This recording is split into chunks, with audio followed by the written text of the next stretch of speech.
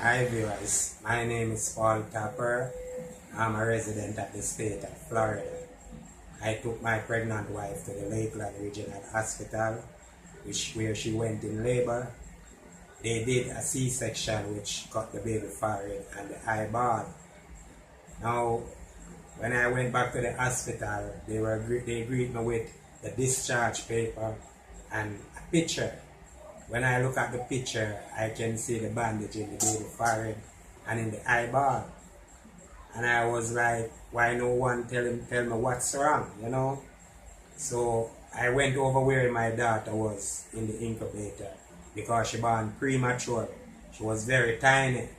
So when I lift up they put a tam over the bandage that you couldn't see, but it was swelling. So I took my daughter up, look at my daughter, see that, lots of white stuff was running from her eye.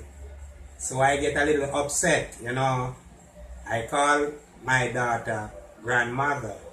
She came to the hospital, she saw what's happened.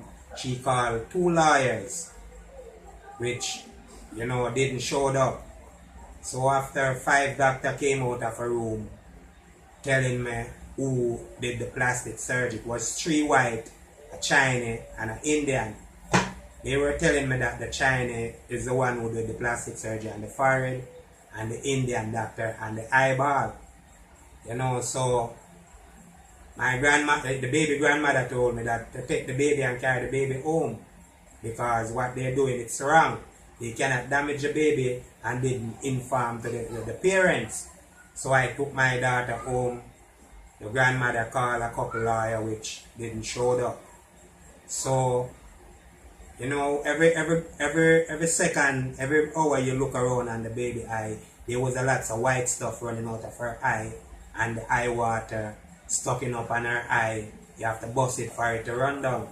So I always use the baby wipes to wipe, to try to get that white starch out. So, I start to call a couple lawyers for myself. One of the lawyers told me that I called 8 lawyers. The 9 lawyer told me that to take the baby to his eye doctor. I went to his eye doctor, which told me that my daughter's right eye is not moving. So I went back to the lawyer, tell him what the doctor said. So the lawyer told me that I could go home, he will call me back.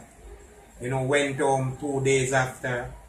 The lawyer called me, told me that the eye doctor said that the reason why the white stuff is running out of her eye and the eye water not running down is because her eye need to probe. So I went to the eye doctor back with my daughter. That is over in Highway 60. Went to the eye doctor back.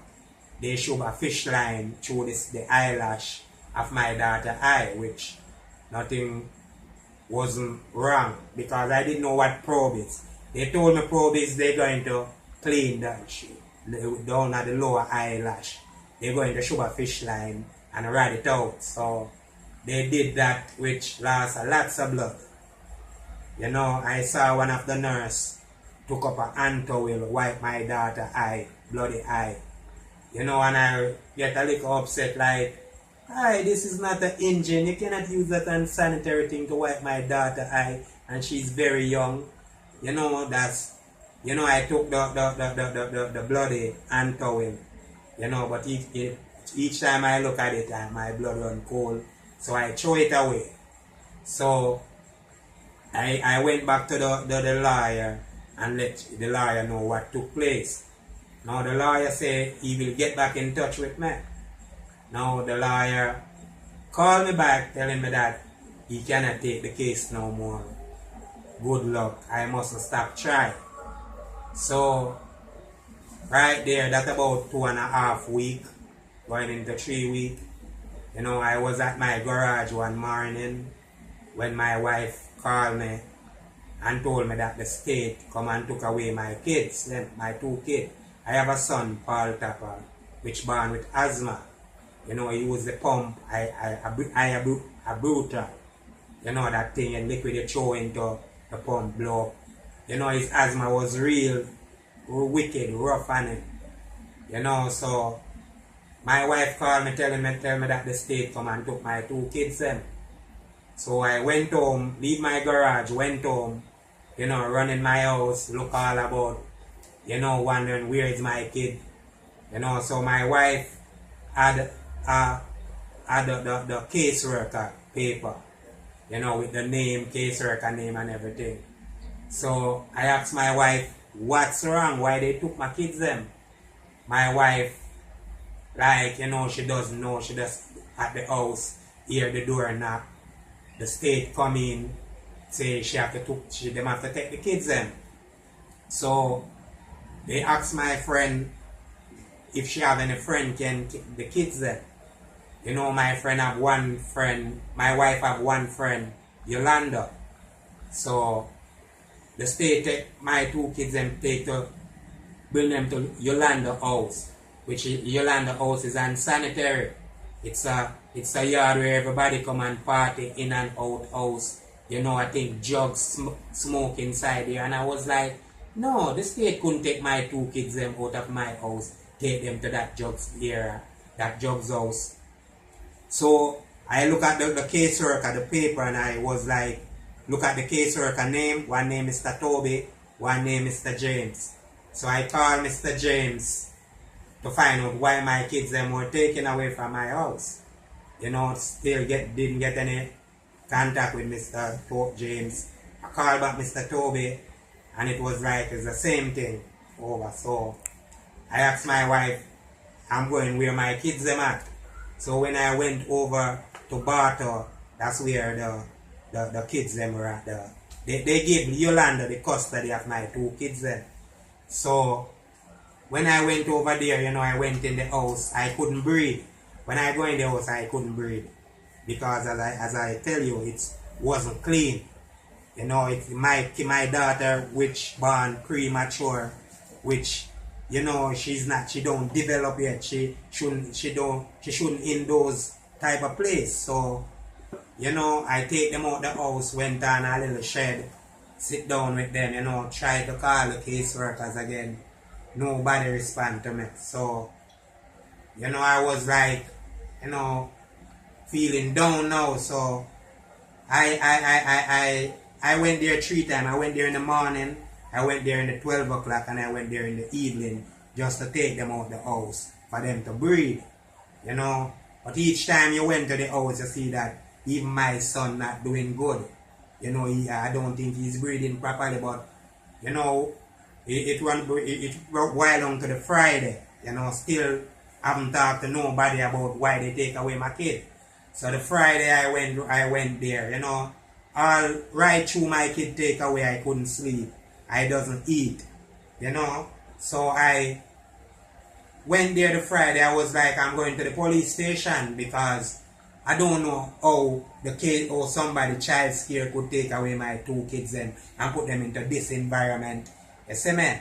So, I say, alright, I'm hold up a little. So I did the same thing the Friday, the Saturday, the Sunday, the Monday. I went to the house. I saw my 2 kids and wasn't breathing.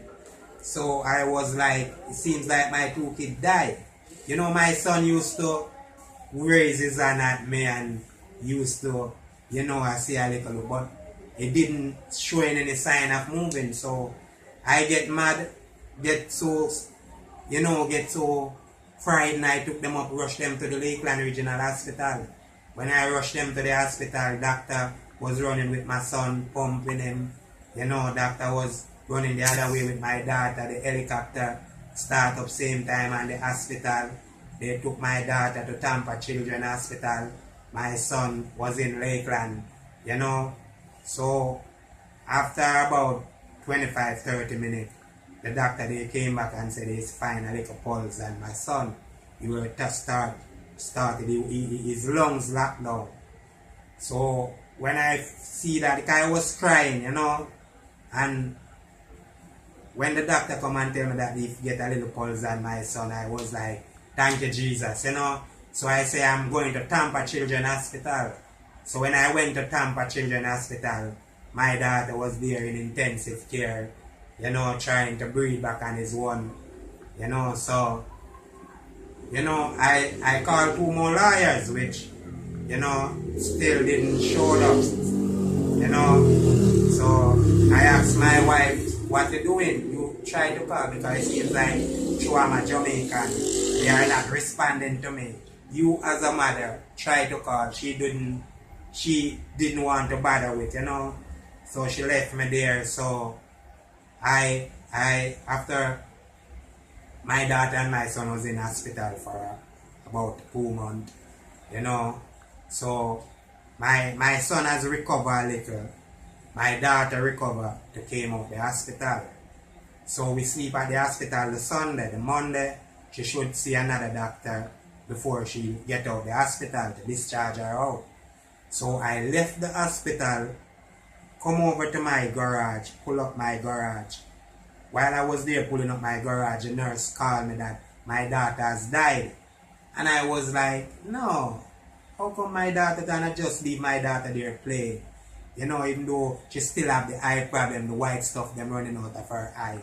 And she cannot die. I just left her. So I jumped back into my car on my way over back to Tampa Children's Hospital. The caseworker from the child care people, the secretary called me saying that, Mr. Tapper, we don't have the case anymore. So I was like, then ma'am, why you all take away my kids them in the first place? They hung up on me. So I still head back to over Tampa. When I reach over there, my daughter was into an engine room. When I asked him what's the problem, she catch a staph germs from one of the doctor. So I was like, no, this is a nightmare. This is like I'm dreaming. So when I went in there, you have to put on a plastic gown. You have to put on something over your nose to go in the room. When you go in the room, there are some nurse, doctor monitoring her out of another room. Sometimes you see they run go inside the room like they drying out something out.